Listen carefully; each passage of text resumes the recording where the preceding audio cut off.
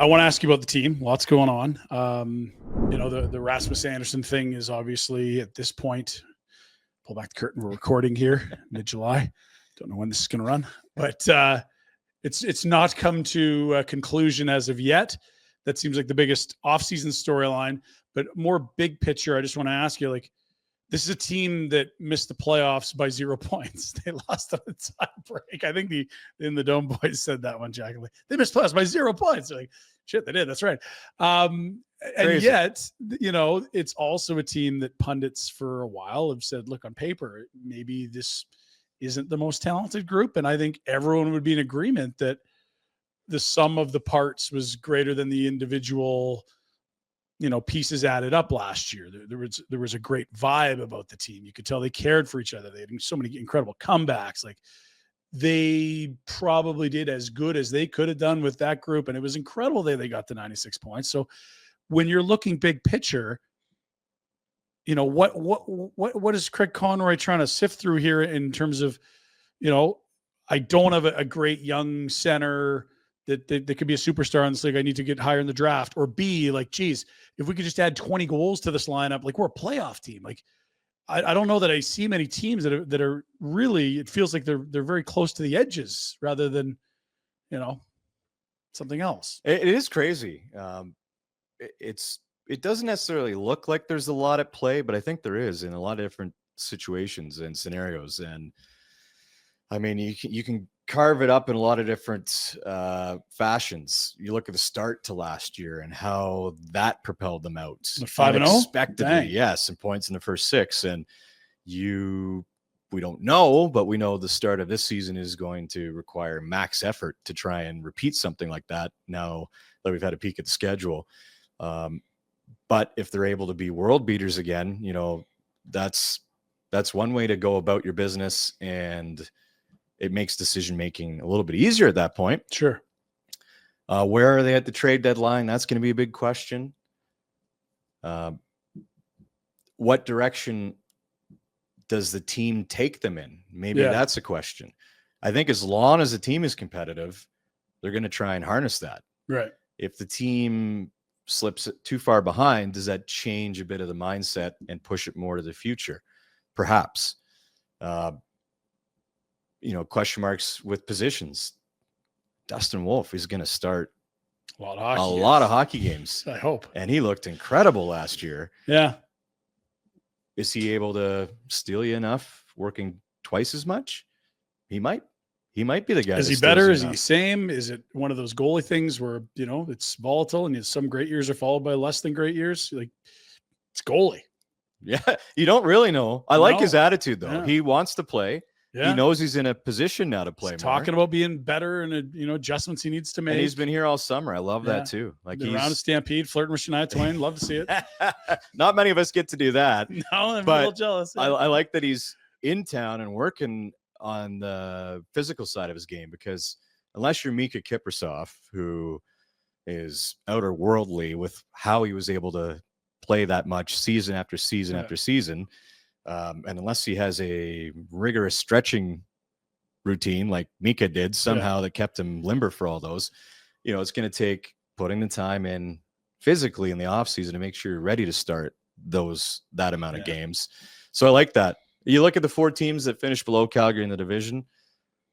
I'm unsure about all of them. I think Calgary could be there again. Should all be better, but I don't know that any of them are playoff teams. The Central, I think the Central is going to be where it gets tougher. So, Vancouver, Anaheim, Seattle, and San Jose. I think you're still going to pick up points against those teams. Yeah, they're going to be better. But they're still not necessarily playoff teams. And Vancouver's an interesting debate because everything went off the rails. Snap right back, maybe. That's the wild card for me. But I look at Anaheim, I'm like, not quite yet. I look at San Jose, I'm like, boy, that's a really good, but it's young team. They're not there yet. And Seattle's like, you just kind of another don't know. Yeah. So if you had to, before the puck drops on the season, you're probably looking at the Central going, that's going to be. Are they taking 2 wild the cards? Head-to-head here? Yeah. So I think Calgary will be in the fight. I am interested to see how positions shake out. Is Adam Klapka going to get more opportunity? Mm-hmm. Is Sharangovich going to score goals? Yeah. He showed us a bit of everything last year, didn't he? What are the trades going to be like? And what do you get back if you move Rasmus? Right. If you have him, you know what it looks like. But if he is moved and it seems like it's the final year of his deal and they're not on the same page on what an extension should look like. He's been a great Flame. They've enjoyed having him here. Yep. Parting of ways at the end of the year at the latest, but probably before then it happens. Are you getting straight futures back with your picks, or is like, hey, we got a roster player that might help? Like, okay, well, that changes how I feel about a group. Right. I mean, and there's still questions down the middle as well. So it will be intriguing to follow all these little mini storylines that really add up to a big story, potentially where the team finishes this year and how they're moving forward in years to come, heading to the new building. Yeah. But they've given guys opportunity. Frost, for example, will have an opportunity to try and prove that he's a mainstay fit and be rewarded in a couple of years with maybe a bigger contract. But it's up to those guys that have the opportunity to take it. And, Zary will be another one, regardless of what gets done with him. A guy that unfortunately has not played a full NHL season yet. Needs to be healthy. Yeah. If he's healthy, there's another box to check. What can he do for you over the full 82? So it's a very intriguing season. And if it has as much drama and excitement as last year, sign me up. That was a fantastic fight to the finish. Would have been amazing had they got in. Was it 6 in a row they went down the stretch, or 5 or 6? Like it was crazy. We kept doing the math, like, they can't get to 93. Like they're just not going to run the table. And they run an absolute heater. And some of their hardest road trips, like I can recall Dan Vladar starting in Washington, and that was a daunting trip, and they did just fine. I think of that game in Colorado. Fourth line stole. Yeah. That was it Klapka that really took that one over? I'm trying to remember. Lomberg, he came up with goals. Yeah. And that seemed to be the beginning of Klapka. Do you see him as absolutely cemented in fourth line banger? Or are you like, hey, I could see a little top 9 action here? You're reading my mind here. Yeah. I think the right side, just my opinion, but it could be more fluid than maybe they even want it to be, depending on who's going. But I think the right side is. So you got Coronado's a righty. To me, Klapka's a righty, and everyone else is lefties playing the right, whether that's Coleman or Sharangovich or a Farabee or someone like that. Like they really only have 2 right-hand shot right wingers. I wouldn't mind from time to time seeing Klapka up. I wouldn't. I like his size. He seemed like he put it together in the last quarter of the season as to how he needs to play in this league. And the Flames don't have a ton of size up front. So if he can play that role with some authority and some offense, I don't mind seeing him up there. But that also means someone else is jockeying down, which is the double-edged sword there, because it might mean perhaps underperforming. It could be a matchup thing, but it'll be the right side for sure. Will be a spot of interest for me, and down the middle, what they're able to do. Yeah. It's wild. I mean, I love what they're building in the prospect cupboard, but a lot of those guys aren't going to pan out. You hope that you can just mine a few really, really good NHLers every year in the draft. They've had a really good run there. The new building kind of looms, but I don't know. Like I always wonder this summer if Rasmus is that first domino. It's like, okay, well, he was a veteran and his contract was almost up, and you can look around. There's other veterans whose contracts are coming up in the next year or two. It's like, well, if they're not good enough and he's gone, is this guy next? And that guy, and what feels like, man, they really aren't being aggressive in a rebuild. We might be here in a year from now, be like, this is the youngest team in the NHL. It happens quick when it happens. Yeah, right. And everybody lived through that in some degree, just 2 years ago. Getting to this point. Yeah. So I don't know. What I took from surveying the landscape was, kudos to Craig Conroy, who had his plate full and had to do something about it. Did the best he could and surprised some of us as well with moves like Kevin Ball. It turned out to be fantastic and had to be a little patient there with Markstrom. But I think trying not to end up in the same situation seems to be the way I read it. So I think when you say same situation, you're talking about where the team finishes or like contractually with guys? With the case like Andersson. Yeah. Okay. Trying to work with them, but also not necessarily having a single team to work with. Right. So I think it is delicate. I imagine it will get done. Will it change what happens next? Potentially, but I appreciate what the guys said last year. I made it in time for camp. That was my goal, is to get here for camp. Mhm. And maybe I'm a little bit more all ears. Well, I'm a lot more all ears, but more ears than some, because I was taking it all in pretty fresh. Michael Backlund, Nazem Kadri, Blake Coleman, all doubling down on the belief in the room, wanting to be there, and enough with the questions about who wants to leave. This is the group that wants to stay.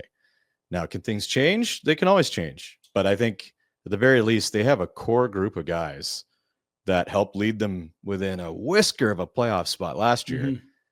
I don't see the mentality changing at the beginning of the season. Yeah. Like, I don't think, even if Rasmus is potentially traded before the puck drops, I don't think that necessarily means conveyor belt. I'd agree. Yeah, I think those guys want to be here, and those guys aren't spending any time thinking about not being good. If it plays out that way, sure. But, they're thinking, how do we find one more point to get to 97? Because that's playoffs. You've been a year in. You've obviously dealt with Ryan Huska a fair amount. He's in the final year of his deal, so we're led to believe. What's it like watching Ryan hone his craft and, having been around the league? Like, you've seen a lot of coaches. How would you compare and contrast Coach Huska to some of the other bench bosses? Well, I have a ton of respect for the Flames organization. You can tell right away how classy it is. I don't think too many people would say anything to the contrary. First-class organization, love the work in the community. And to me, they set the bar that way with their management, their players, and it filters all the way down. So that stands out to me right away from being around a little bit. Just the immediate attention to the importance of that. And I circle all the way back to Ryan Huska. Like, what a great person to speak to on a daily basis. What a respect the way that he handles his business. Is thoughtful with us, even, I'm sure, when he's been asked the same question a lot of times, or when he doesn't feel like speaking, but nothing but great things to say about how he interacts with the media and with us. And I like the fact that he seems to be a coach that not only has his finger on the pulse of the room to the point where, okay, he knows the way he wants his team to play, but he put a lot of onus on the leadership group and allowed those players to have their place in the room. I don't compare Huska to Tortorella per se. Like, when Torts walks in the room, it's his. My way or the highway. Right? That's not to say I don't think Ryan Huska is a guy that takes any flack. Like, I think he expects you to play the way you're supposed to play, but he has the trust and the confidence in his leadership group to allow them to handle some things or have ideas come to fruition. And I think that means a lot with players today, to have a voice, player, to see what they value be put into practice, or their takeaways, living it in real time. So I like the composure of Ryan Huska. I like his approach, and by all accounts, a little bit of a fresh take might have been needed in that room. Yeah. And it seems like they found the right guys. So, having spoken only to him since being in Calgary, I have nothing but respect for him. Yeah. It's another storyline that probably would have been a bigger one 10 years ago. Like, if you went into the last year of your contract as a coach, it was like, oh, lame duck coach. But see it all the time now. Rick Tocchet avoided that, but there are some instances where that happens. And I think he's done a great job. I mean, I think, our gaming partner Bet365, like, they had the Flames at 80.5, 81.5 points. Like, when you overshoot your over under on points by 15 or 16, that's a good year. You've done it. You've overachieved, right? And I'm imagining at this point last year, no one could have predicted even the playoffs being close. No, 81 points ain't it? Like, right? So if that's what a logical, like, non-fan, like, that's just, we're just a sports book. We literally just balance money and set lines. Like, it's an unemotional position as there is. 81, 80.5, whatever. Like, yeah, they did way better than that. And now they have some expectations. Yeah, it won't be that now. In a different level? Look at it now, see what it is. But Tie into the conversation. whether it's Bet365 or the fan base, like they have a different expectation. They have a different outlook maybe as to what's possible now, I think. And I don't think that's a bad thing. And I think that is what keeps some of those veterans invested as well. Okay, let's find the points. Like Nazem Kadri had a terrific year. Huberdeau picked it up. Like those are guys that need that type of, I think they like the pressure of that type of a setting. 83.5, Jack. Oh. 2 more points than last year. Damn it. We just subtract that last portion of our conversation. Snip that out. You know what? You're going to look really smart if they have 96 points again. Hopefully they win the tiebreak this time. Hey, buddies. Thanks for watching. We appreciate it. Also, if you could throw in a like and subscribe, it does help us out with what it is we are doing. And check out more at flamesnation.ca.